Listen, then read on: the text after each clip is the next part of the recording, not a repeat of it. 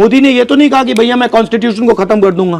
BJP ने नया concept निकाला है, कह रहे हैं कि भैया देखो, दलित हो, आदिवासी हो, पिछड़े वर्ग के हो, तुम लोकसभा विधानसभा में जितना आना चाहते हो आ जाओ, हम बैठा देंगे तुम्हें। 90% को पता लगेगा कि यार ये तो हमारा बेवकूफ बना दिया। नमस्कार।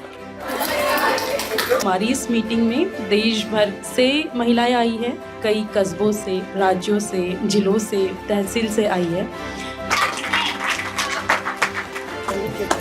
अच्छा।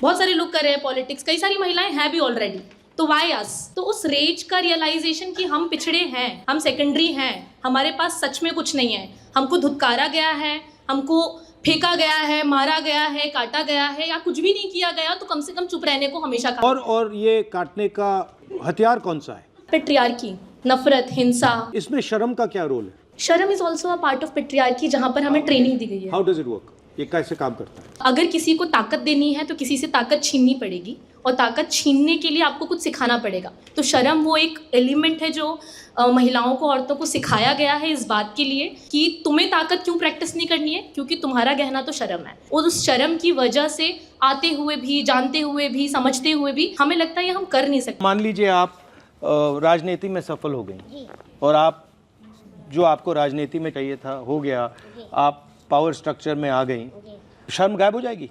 नहीं, शर्म गायब हो जाएगी। तो ट्रैप तो शर्म है कि जब हम अपने आप को मान लेंगे कि हम एकदम बराबर हैं, तब जब मैं मगर समाज तो नहीं मानेगा ना। समाज नहीं मानेगा, धीरे धीरे समाज मानता है, और धीरे धीरे उनके बीच में जाना, उठना, बैठना, उनसे बात करना, चीत करना, उनके दुख सुनने शामिल होना, उनको एक बहुत बड़ा संगठन बनाना।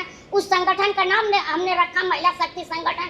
आज धीरे धीरे भाई भी उसमें आ रहे हैं, उनको लगता है कि नहीं अच्छा काम हो रहा है, तो इस तरह से तोड़े जाए। आज पॉलिटिक्स में मेन लड़ाई किस बात की? संविधान को बचाने की। नहीं तो संविधान को बचाने के लिए आरएसएस संविधान पर आक्रमण कर रही है और कांग्रेस संविधान को बचाने की कोशिश कर रही है। If we are protecting one book, which book are they protecting? Manusmriti. So they are protecting Manusmriti, we are protecting constitution, right? But हम लोग कह रहे हैं कि भाई आप कॉन्स्टिट्यूशन को मार रहे हो। डायरेक्टली तो नहीं मार रही। मोदी ने ये तो नहीं कहा कि भैया मैं कॉन्स्टिट्यूशन को खत्म कर दूंगा। तो ये इनकी स्ट्रेटजी क्या है, कैसे कर रहे हैं? Okay, very good. ये इंस्टीट्यूशंस को कैप्चर कर रहे हैं। इंस्टीट्यूशंस कैप्चर करने से क्या होगा? 1947 में गांधी जी ने और कांग्रेस ने क्या कहा? रिप्रेजेंटेशन जो होता है और पावर जो है वो एक साथ चलेंगे, ठीक है?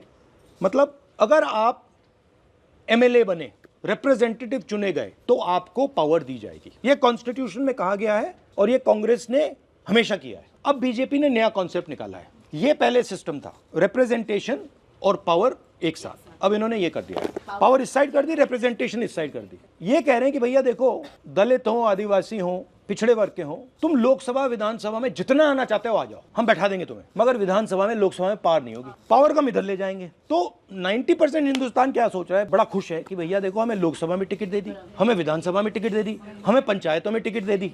और इन्होंने क्या किया?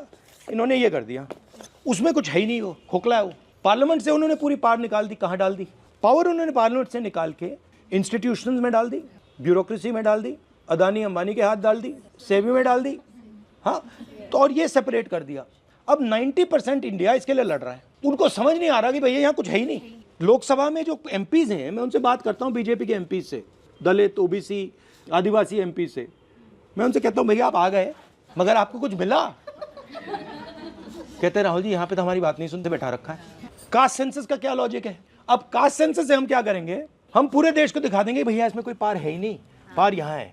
और फिर 90% को पता लगेगा कि यार ये तो हमारा बेवकूफ बना दिया, इसमें तो पार है ही नहीं, पार उधर है, चलो उधर चलो। आपने मुझे पहले कहा कि देखिए हम पावर में पार्टिसिपेट करना चाहते, और आपने मुझे कहा कि देखिए हम रिप्रेजेंटेशन के थ्रू पावर में पार्टिसिपेट करना चाहते हैं। और मैं आपसे कह रहा हूं कि जितनी रिप्रेजेंटेशन लेनी है ले लो। कुछ नहीं मिलेगा। मैं मतलब लोकसभा में एमपी बैठा हूं, मतलब जब वो माइक ऑफ करना चाहते हैं ऑफ कर देते हैं, राइट?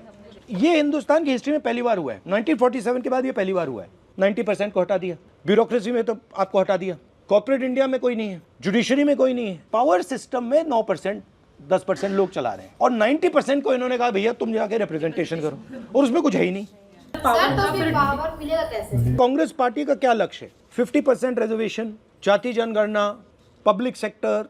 अब हम क्या करने जा रहे हैं कि हम देश को बताना चाह रहे हैं कि देखिए ये रिप्रेजेंटेशन और ये जो पावर का स्ट्रक्चर है इन्होंने अलग कर दिया। अगले 10 साल 15 साल का काम ये है, फिर से पावर को विधानसभा में, लोकसभा में डालना है। तो इसमें आपका क्या रोल है?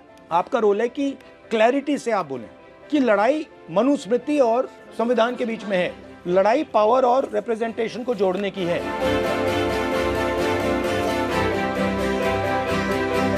Thank you. Good, I am happy.